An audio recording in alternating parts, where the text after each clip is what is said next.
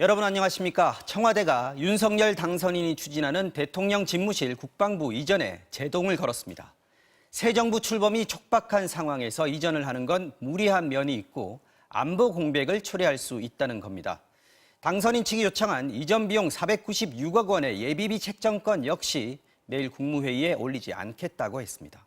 먼저 최경재 기자가 보도합니다.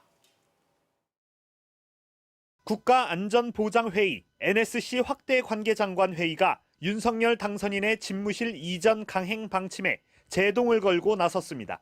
청와대를 국민께 돌려드린다는 윤 당선인의 뜻엔 공감하지만 새 정부 출범까지 촉박한 상황에서 국방부와 합참, 대통령 집무실, 비서실 등을 옮기는 건 무리한 면이 있다는 겁니다.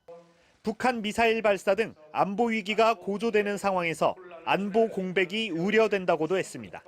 정부 교체기에 준비되지 않은 국방부와 합참의 갑작스런 이전과 청와대 위기관리센터의 이전이 안보 공백과 혼란을 초래할 수 있다는 우려를 충분히 살펴볼 필요가 있고, 특히 4월엔 북한 김일성 주석 생일과 한미연합훈련 등이 예정돼 있는데 시간에 쫓겨야 할 급박한 상황이 아니라면 군 지휘부와 청와대 모두 준비된 가운데 집무실 이전을 추진하는 게 순리라고 했습니다. NSC는 이 같은 우려를 당선인 측과 인수위에 전달하고 필요한 협의를 거쳐 최종 입장을 결정할 거라고 밝혔습니다. 그러면서 국방부와 합참 등 군 지휘부의 원래 임무에 충실할 것을 지시했습니다. 국방부와 합참, 관련 기관 등은 마지막 순간까지 흔들림 없이 임무에 임해주기 바랍니다. 대통령 집무실 이전에 따른 군 지휘부 재배치는 안보와 직결된 사안인 만큼 현 군통수권자인 문 대통령이 승인할 문제인데 윤 당선인 측이 사전 협의도 없이 강행하자 NSC가 제동을 걸고 나온 모양새입니다. 이에 따라 윤 당선인 측이 집무실 이전 비용으로 요청했던 496억 원의 예비비 국무회의 승인도 일단 보류하기로 했습니다. MBC 뉴스 최경재입니다. 네, 대통령 집무실 이전 비용을 둘러싼 논란도 계속되고 있습니다. 윤석열 당선인은 496억 원만 필요하다라고 밝혔지만 당선인 측도 합동참모본부 이전 비용으로 1,200억 원 정도는 더 추가될 걸로 예상을 했고, 장기적으로 대통령 관저와 영빈관을 새로 지을 경우에도 추가 예산이 들 거란 지적입니다. 김민창 기자입니다. 윤석열 당선인이 대통령 집무실 이전에 필요하다고 밝힌 비용은 496억 원입니다. 대통령 집무실을 위한 국방부 리모델링과 방탄유리 설치 등의 252억 원, 경호처 이사 비용 100억 원, 국방부의 합참 건물 이전에 118억 원, 여기에 공간 리모델링 비용 25억 원입니다.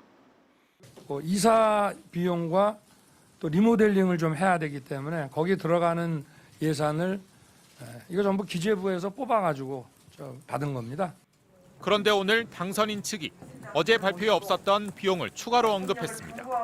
합참이 남태령으로 이동할 경우에 새롭게 청사를 짓는 비용과 관련해서는 1,200억 정도면 가능하지 않을까라고 저희가. 대통령 집무실이 국방부로 옮겨가고 국방부가 합동참모본부로 옮겨가면 합참도 수도방위 사령부가 있는 남태령으로 연쇄 이전할 수 있다는 건데, 합참 이전 예상 비용만 현재 이전 비용 추계보다 2배 이상 더 드는 셈입니다. 여기에 후속 조치로 거론되고 있는 외국 정상 등 외빈들을 맞을 영빈관, 그리고 한남동 임시 공간을 대신할 관저 신축 비용도 전날 발표한 496억 원 예산안엔 빠져 있어 이전 비용을 과소추계했다는 비판이 나오고 있습니다. 경호, 경비에 따른 예산 투입도 지금의 2~3배에 달할 것입니다. 합참과 예하 부대의 연쇄 이동에 따른 혈세 낭비도 큰 문제입니다. 당장 496억 원의 예비비는 윤 당선인이 취임 전 국무회의를 통해 승인받는다 해도 집무실 이전에 따른 후속 조치와 추가 이전에 대한 재원은 당선인 취임 뒤 추경이나 예산 편성으로 마련돼야 합니다. 국회 동의가 필수적인데 민주당이 대통령 집무실 국방부 이전에 강력 반발하는 만큼 국회 논란이 장기화될 가능성도 있습니다. MBC 뉴스 김민찬입니다. 오늘 국회 국방위에서 특히 여야 간 설전이 벌어진 대목이 있었습니다. 바로 대통령실 이전 비용이 대체 얼마나 드냐는 거였는데요. 정작 국방부는 얼마가 들 것 같다 선뜻 말을 못하고 있는데 MBC가 단독 입수한 국방부 내부 문건에 보면 국방부는 인수위가 밝힌 액수보다 이전 비용은 2배, 합참 건물을 새로 짓는 건설비는 3배가 더 드는 걸로 예상하고 있습니다. 정동훈 기자입니다. MBC가 입수한 내부 문건에 따르면 이전 비용은 긴급 이전과 재배치 2단계로 들어갑니다. 국방부와 합참을 옮기는 데 드는 1단계 긴급 이전 비용은 118억 원.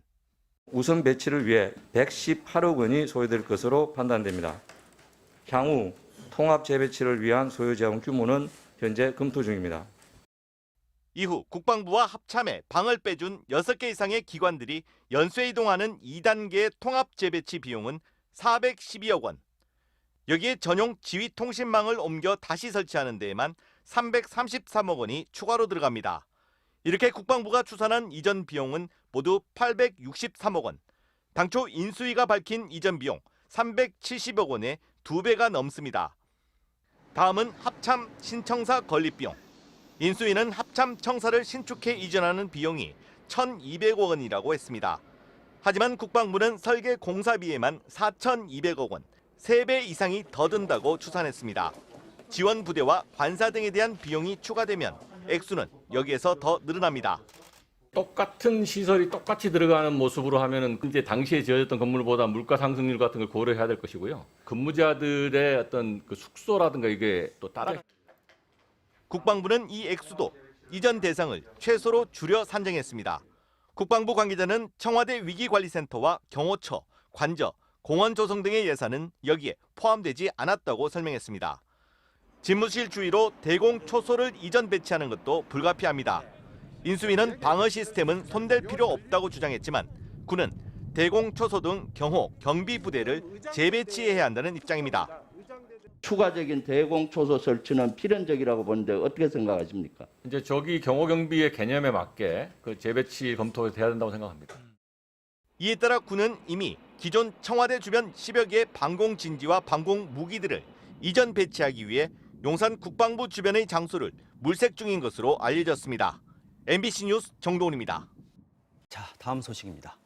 어제 국회 국방위에서는 국방부가 이전하는 데 필요한 시간을 두고도 2달이면 충분하다, 아니다, 최소 몇 달은 걸린다. 여야 의원들의 주장이 극명하게 갈렸는데요.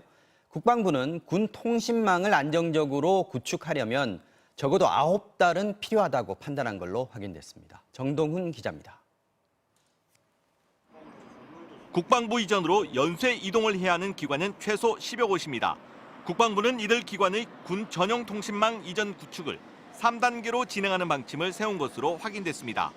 우선 1단계 이전 대상 통신망은 군 지휘 통제 체계와 국방 인트라넷, 그리고 인터넷과 전화 등을 운영하기 위한 통신 기반망인 국방망입니다. 또 무선 통신망과 군 전용 위성 통신망도 포함됐습니다. 국방부는 이들 망을 옮기는데 최소 4개월이 걸릴 걸로 판단했습니다. 2단계는 각 기관에 설치되어 있는 서버실을 통째로 옮기는 작업입니다. 역시 4개월이 소요되는 걸로 추산됐습니다. 마지막 3단계는 올 초부터 구축에 들어간 차기 국방 광대역 통합망 이전인데 무려 9개월이 걸리는 것으로 예상했습니다. 군 관계자는 일부 이전 작업은 동시에 이루어질 수 있지만 시스템 안정화 작업까지 거치려면 아무리 빨라도 9개월 이상 걸릴 것이라고 설명했습니다. 이전 대상지의 시스템이 이상 없이 작동하는 것을 확인하고 이동하게 돼 있다는 겁니다. 즉 이사를 하느라고 시스템이 중단돼서는 안 된다는 것을 강하게 규정하고 있는.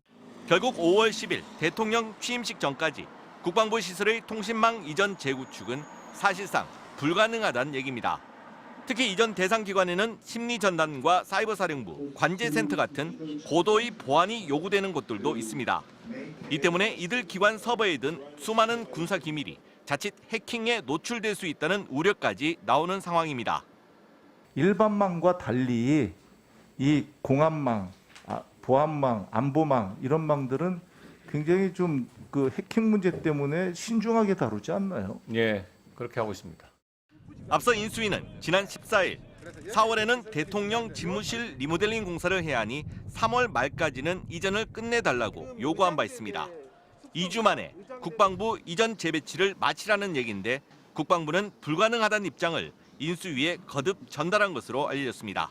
MBC 뉴스 정동훈입니다. 북한의 ICBM 발사는 대통령 집무실 이전 논쟁에도 영향을 주는 상황입니다. 안보 공백이 우려되니 청와대 지하 벙커를 혹시 한시적으로라도 사용하는 게 아니냐는 관측이 나오면서 정치권 공방이 다시 불붙은 건데요. 윤 당선인 측은 비상사태에도 청와대 벙커는 사용하지 않고 대신 지휘통신망이 설치된 특수 차량에서 국가안전보장회의 NSC를 열겠다고 밝혔습니다. 김민찬 기자가 취재했습니다. 북한의 ICBM 발사로 안보 공백에 대한 우려가 더욱 제기됐지만 윤석열 당선인 측은 북한의 도발과 집무실 이전은 별개의 문제라고 선을 그었습니다. 오히려 국방부 청사로 가는 만큼 더 든든한 안보를 책임질 수 있다고 자신했습니다. 국방부 청사로 저희가 들어가는 것을 안보에 있어서도 더 확실하고 안보 강국으로 든든한 외교 안보를 펼칠 것을 국민들이 믿고. 하지만 북한의 도발이 새 정부 출범 시기인 5월까지 계속돼 안보 공백에 대한 우려도 높아질 가능성이 큰 상황에서 집무실 이전은 신중해야 한다는 비판도 나옵니다. 청와대 이전에 무조건 올인할 것이 아니라 국가방위에 바늘만한 빈틈도 있어서는 안 된다는 점을 당선인은 명심해야 할 것입니다. 윤 당선인 측은 국방부 청사로의 집무실 이전이 늦어지더라도 지하 벙커로 불리는 청와대 국가위기관리센터 사용은 하지 않는다고 거듭 재확인했습니다. 대신 미니버스 규모의 차량에 화상회의 시스템과 재난안전, 국가지휘통신망이 설치된 이른바 국가지휘 통신 차량을 이용할 계획이라고 밝혔습니다. 차량 안에서 이제 그 화상을 통해서 NSC를 하실 수도 있고요. 재난 상황과 관련해서 직접 이렇게 화상을 보시면서 화면을 보시면서 지휘할 수 있는. 하지만 통신 차량이 국가위기관리센터를 대체할 수 있을지는 의견이 엇갈립니다. 간단한 화상회의나 비상시 통신을 할 수 있는 수준인데 군사위기 등 복합적 문제를 대체할 수 있느냐는 겁니다. 대통령이 지방 출장을 간다든가 했을 때 통신 보장을 위해 마련한 차량이기 때문에 지하 벙커는 사실은 그 비교 대상이 아니죠. 이에 장제원 당선인 비서실장은 실무진들의 아이디어 차원이라며 선을 그었습니다. 장 실장은 또 집무실 이전 반대 여론이 높은 데 대해 국민들께 설명드릴 시간이 모자랐다며 사실상 소통이 부족했음을 인정했습니다. MBC 뉴스 김민찬입니다.